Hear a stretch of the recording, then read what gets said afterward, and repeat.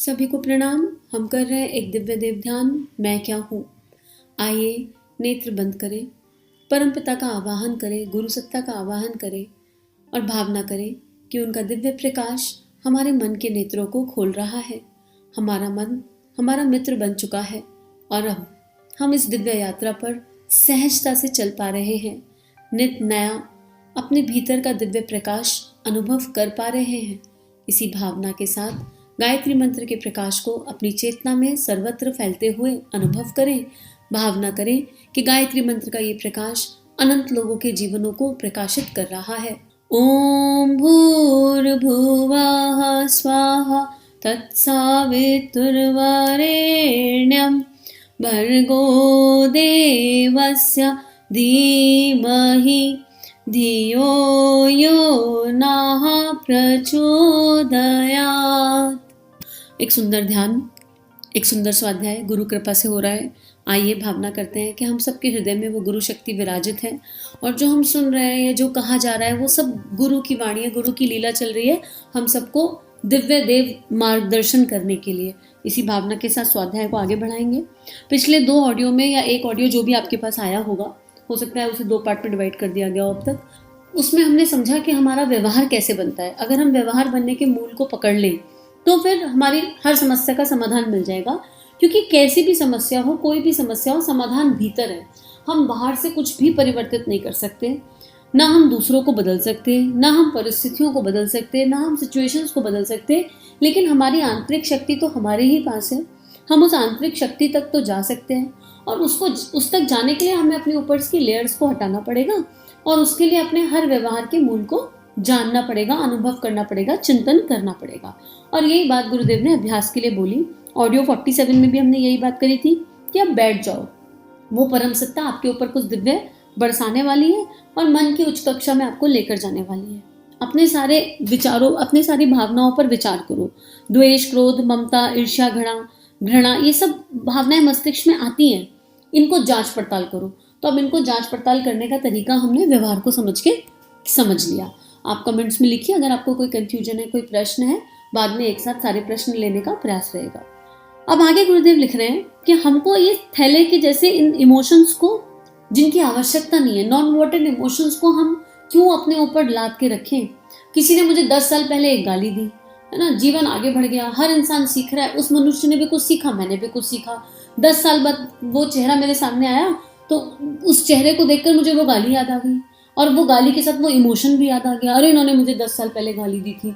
और तो क्या हो गया, अब तो 10 साल बीत गए ना, तो हम उस सड़े हुए आलू को, उस मोमेंट को जिसको याद रखने की आवश्यकता ही नहीं है, हम क्यों अपने चित्त पर उसको कैरी कर रहे हैं।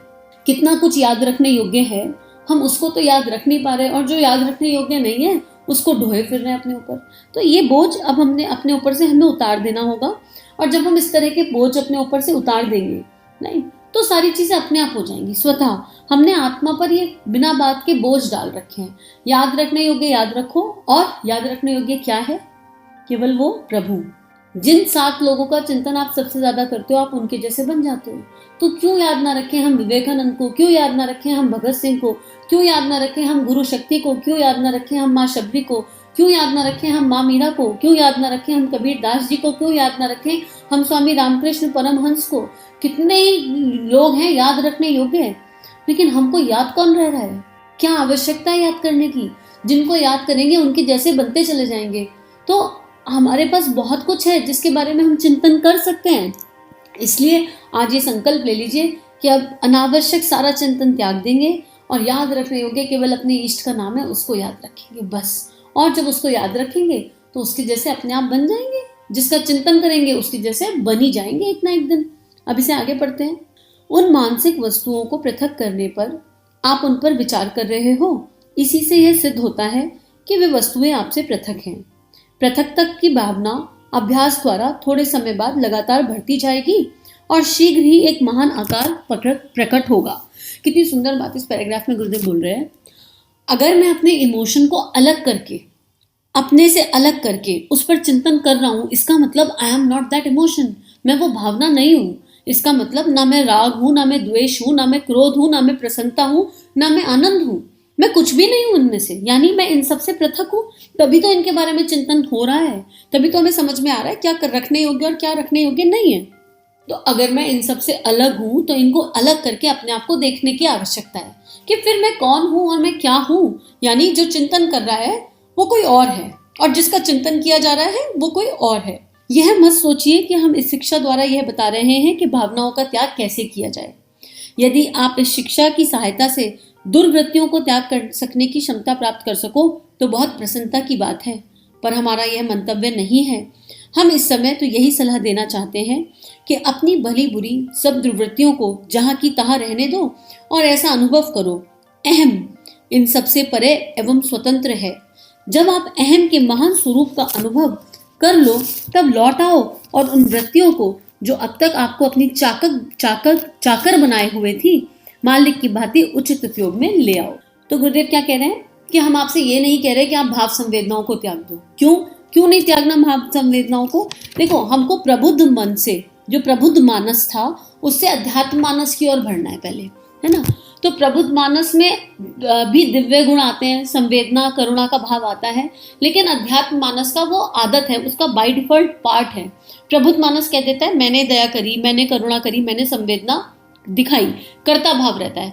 अध्यात्म मानस में कर्ता भाव विलीन हो जा रहा है। तो यहाँ गुरुदेव कह रहे हैं कि इस अभ्यास को जब हम करेंगे, अब अगर मुझे कहीं से कुछ कांटा निकालना है और मुझे वो कांटा दिखाई दे रहा है तो मैं उसे पृथक करके निकाल दूं और वो कांटा फेंक दूं, क्योंकि वो आवश्यक नहीं है। तो वो जो गैप आया वो जगह तो अपने आप हील हो ही जाएगी ना, क्योंकि हम उसमें दिव्य प्रकाश भर रहे हैं।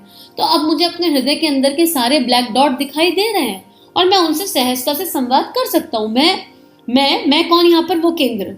उनसे सहजता से संवाद कर सकते हैं कि भाई अच्छा, मुझे अपना व्यवहार पता चल गया, अब ये व्यवहार तो ऊपरी परत है, मुझे इसके अंदर जाना है, इसके मूल भाव को पकड़ना है और मूल भाव को जड़ से निकालना है। और हर मूल भाव में कोई थर्ड पर्सन इन्वॉल्व होगा तो उस थर्ड पर्सन के लिए ग्रैटिट्यूड डालना है, थैंक यू डालना है, उसको फॉरगिव करना है, क्षमा मांगनी है।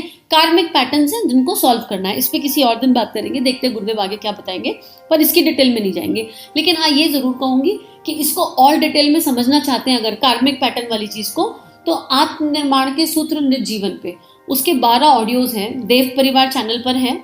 कोशिश करते हैं कि इस चैनल पर भी उसको डाल दें, उनको जरूर सुन लीजिए। आपको आई बटन में उसका प्लेलिस्ट लिंक मिल जाएगा, ठीक है, वो सुन लीजिए तो आसान हो जाएगा, इस कार्मिक पैटर्न से बाहर आना आसान हो जाएगा। तो गुरुदेव कह रहे हैं ये अभ्यास मूलतः क्या करेगा? वृत्ति हटी या नहीं हटी वो बात की बात है, ब्लैक डॉट निकले या नहीं निकले, व्हाइट डॉट ज्यादा प्रकाशित हुए या नहीं हुए वो बात की बात है। इस प्रैक्टिस से हमको ये समझ में आ जाएगा कि मैं इन सब वृत्तियों से परे हूँ, मतलब सारी अच्छी भावनाएं बुरी भावनाएं, मैं इन सबसे अलग हूँ। अब जब मुझे ये समझ में आ गया मैं इन सबसे अलग हूँ तो इनको कंट्रोल करना फिर मुश्किल थोड़ा ना है, क्योंकि जैसे हमने पंच तत्वों को किया, पंच तत्वों से अलग हुए, पंच तत्वों की दिव्यता को धारण किया, फिर समझ में आया अरे अब तो पंच तत्व हमें जला नहीं पा रहे, हमें डुबो नहीं पा रहे, हमें उड़ा नहीं पा रहे, यानी हम पंच तत्व से कुछ बड़े हैं, कुछ ऊपर है। इसको अभ्यास में करके देखना एक बार। भगवान ना करे कभी कुछ हो किसी के साथ, लेकिन कभी कोई चोट लग जाए, हाथ जल जाए या कुछ हो जाए, तो जब आप अपने मैं को इंगित करोगे ना, आप बोलोगे मेरा हाथ जल गया, तो अब ये मेरा कौन है? ये मेरा वो केंद्र है, सूर्य का प्रकाश है। तो आपको तुरंत समझ में आएगा कि मेरा हाथ तो नहीं जला, क्योंकि मेरा तो केंद्र कोई और है, मैं तो आत्मा हूं। तो क्या हुआ? मतलब केवल हाथ जला, केवल हाथ जला मतलब शरीर को कुछ हुआ।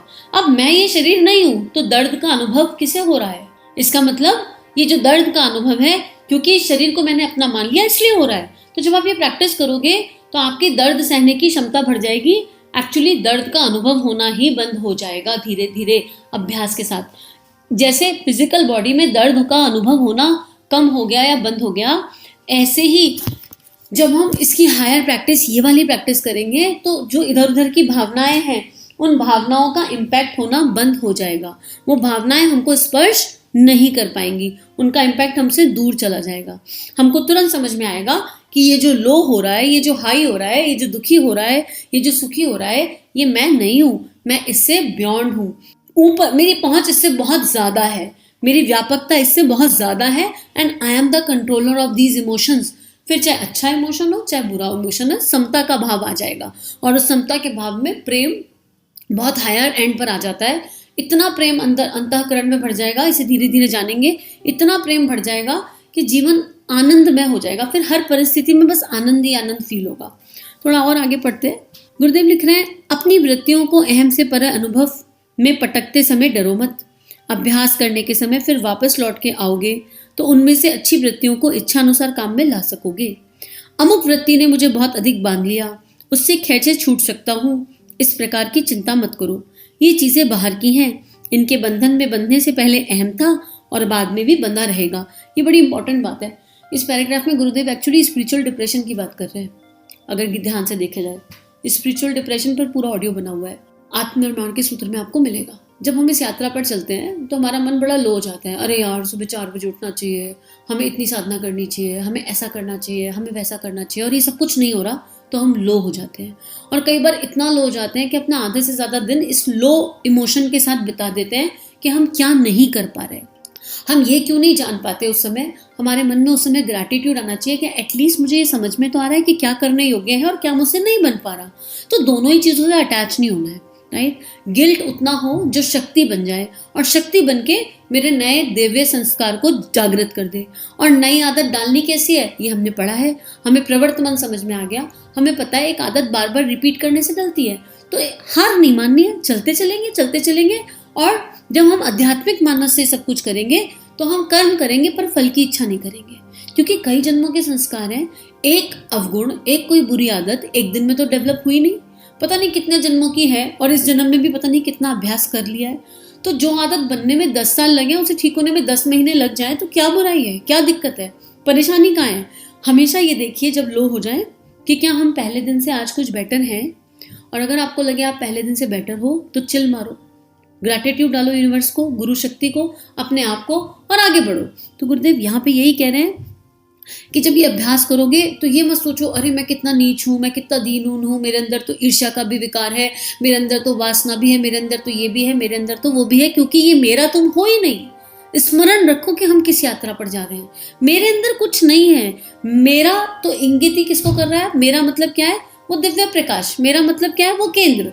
और उस केंद्र में कुछ नहीं है, उस केंद्र में केवल प्रेम प्रेम प्रेम है, आत्मता आत्मता आत्मता है, प्रकाश प्रकाश प्रकाश है, जिस केंद्र की ओर गुरुदेव ले जा रहे हैं। तो ये सब संस्कार है जो प्रवृत्त मन में स्टोर्ड है, और इनको ठीक करना है। और ठीक करने के सारे रास्ते पता चल गए, और डेट हमारे को डिसाइड करनी नहीं, डेट भगवान डिसाइड करेगा। हमको तो अपना कर्म अपनी क्षमता से बेस्टेस्ट करना है, फिर रिजल्ट आए तो ठीक, ना आए तो ठीक। और जब प्रयास पूरे दिल से करो तो रिजल्ट आ ही जाता है, देर सवेर। कब आएगा इसके पीछे भागना नहीं है। तो आज के लिए इतना ही स्वाध्याय है। आशा है आप लोगों को इस स्वाध्याय से कुछ कंट्रीब्यूट हुआ होगा। मुझे आप लोगों की वजह से बहुत कंट्रीब्यूट हो रहा है, मेरी आत्मा का प्रकाश जागृत हो रहा है। आपको बहुत बहुत धन्यवाद। हम सभी का जीवन गुरु शक्ति के दिव्य सूक्ष्म सानिध्य में मंगलमय है। सभी को प्रणाम।